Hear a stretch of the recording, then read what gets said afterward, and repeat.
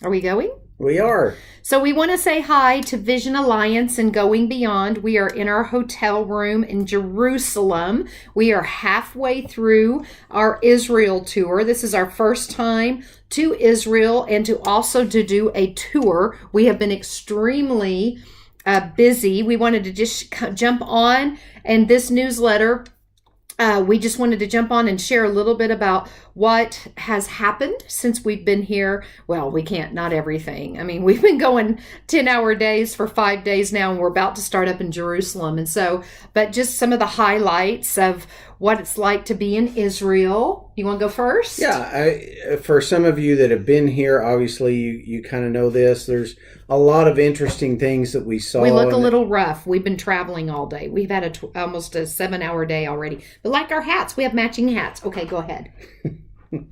It's a very interesting trip to be able to, for me, having been in the church all my life, it's very interesting to come to Israel and see all the places that I've read about for years. For instance, we were at the Dead Sea, and it's or the Sea of Galilee where Jesus walked on the water. That was awesome. And it's really not a sea; it's a huge lake. But we were out on that lake where he called Peter out to come and walk on the water with him. Those kind of things come alive. The other interesting thing is we went to a village where they show how life was during that time. And they took us to a place where a gentleman told us, which I hadn't thought about this. This is an unusual thing that I've learned or heard for 50 years. Jesus was probably not actually a carpenter. Because when you think about Jewish culture then, they probably didn't have chairs and tables in the house. They didn't have a lot of furniture. You didn't go into the living room and see the coffee table and a couple of end tables and all that. He was probably more mason. Stonemason.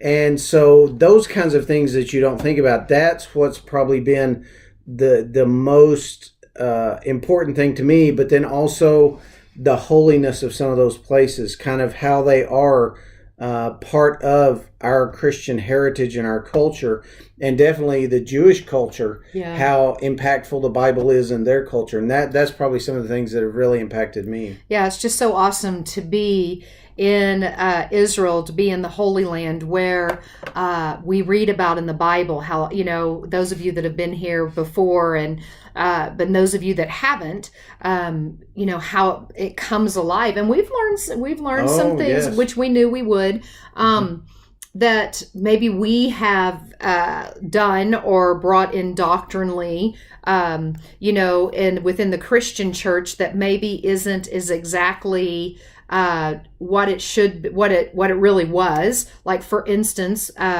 we went to the city of Nazareth. It's like a recreation by Christians of on ruins that were there of Nazareth.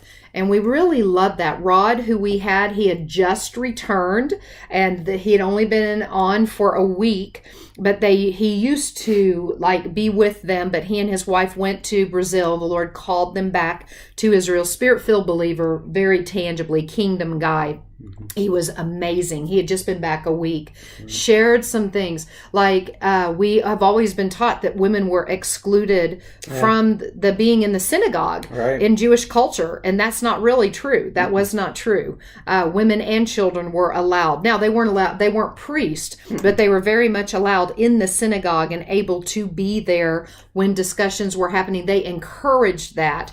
So we learned some things even about, which we've known, and we've taught this even about women in Jewish culture, but what happened even in the Word of God, where women were put in a certain category, really for the full part in Jewish culture in the synagogue was not true. They weren't priests, but they were allowed to be, they were there in everything. So he was amazing, and hearing him share what he did was very eye-opening for a lot of us. The Sea of Galilee, Capernaum was amazing. For me, I can't go into the full detail yet, but just an incredible download when we were at the border of Israel and Lebanon. Those of you that have heard me teach where I've had visions like what I did in Philadelphia, Mississippi, I entered into that kind of realm. And Greg can tell you, I have no clue. We have an incredible guide, Yuval. He's the best up for Sorel. He's booked out a year and a half. We really prayed, Lord, give us the right one. And he is a spirit-filled Messianic Jew, believes in spiritual warfare, gets what we talk about with principalities, territorial spirits. And so when I started going down the path of what I was hearing in the spirit, he didn't even hesitate. He was just right there on it and just talking very intelligently about spiritual warfare. But I can't go into the full detail, but I would say for about an hour, 2 hours, he could kind of tell. He could tell I was someplace in the spirit. And Greg went there with me because I'm like, I'm hearing this, I'm seeing this. And we instantly started pulling out our phones and did not do an assignment yet, but very, very excited about even how at the right places that prophetic seer, hearer, vision gift has been so awakened in me concerning strategic assignments. Some of these will not be safe. So I'm not going to talk about them in depth yet of where the Lord has been speaking to Greg and I about a certain location for about, almost 10 years now. And I did not know we were in the vicinity that close to it, and I could hear in the spirit. So just some amazing, and I was hearing, I could hear it in the spirit. I looked right at him and I said, we must be within the vicinity of this stronghold we've been praying about for 10 years. I can hear it. And we were only 50 miles away. Just some really awesome things. We went obviously to Caesarea Philippi, Matthew 16, 13 through 19. Jesus said, who do people say I am? I've been teaching on that for a long time, but even what we've been waiting on for 10 years, it was amazing how all of that began to come together. So it's just been an incredible time. Just absolutely some places that have just so touched our hearts. When we were at Capernaum, you could hear in the spirit. I could hear in the spirit. I could hear what it sounded like. Those of you that have heard me teach about Jesus with the woman with the issue of blood, I was a little undone because in that vision where he allowed me to see her when she got healed and what happened when she walked off, it was what we were seeing in Capernaum is what I saw in that vision. And I could hear what it sounded like, the sound of the city back in the time. So we prayed for team members. Team members got healed. We had our own little healing time. Yuval, he has struggled some with diabetes, and his insulin levels have been lower since we laid hands and prayed for him. So we've just had such an amazing time, and to be here during Hanukkah and to be there the first night when they lit the first candle and for Hanukkah. And, now we're in Jerusalem, so we still have half the trip to go.